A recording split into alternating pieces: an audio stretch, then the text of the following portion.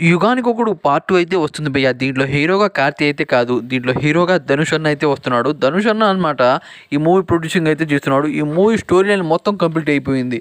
ఇంకా ఈ movie shooting మాత్రమే ఉంది. ఈ మూవీ రావాలంటే కనీసం 2-4 ఇయర్స్ అయినా పడుతుంది.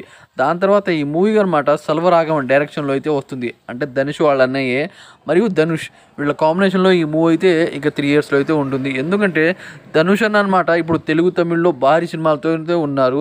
అలాగే డైరెక్టర్ అనమాట కొద్దిగా మూవీస్ బిజీ అయితే ఉన్నాడు. వీళ్ళ కారణంగా ఈ మూవీ అయితే త్వరలో అయితే రాదు. కానీ వస్తే మాత్రం మామూలుగా ఉండదు. ఎందుకంటే యుగానికొకడు ఎంత ఇంపాక్ట్ క్రియేట్ చేసిందో మనకందరికీ తెలిసిందే.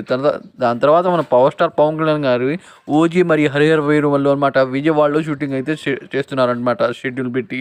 ఇక ఎందుకు అలా చేస్తున్నారు అంటే ఆయన డిప్యూటీ సీఎం అయిన కారణంగా వేరే రాష్ట్రానికి పోయి అక్కడ షూటింగ్ చేయడం కుదరదు. దానివల్ల అనమాట విజయవాడలోనే ఈ మూవీ షూటింగ్ అయితే చేస్తున్నారు. 2 మూవీస్ తొందరగానే వస్తాయి. ఈ విషయం గురించి మీరేమంటారు?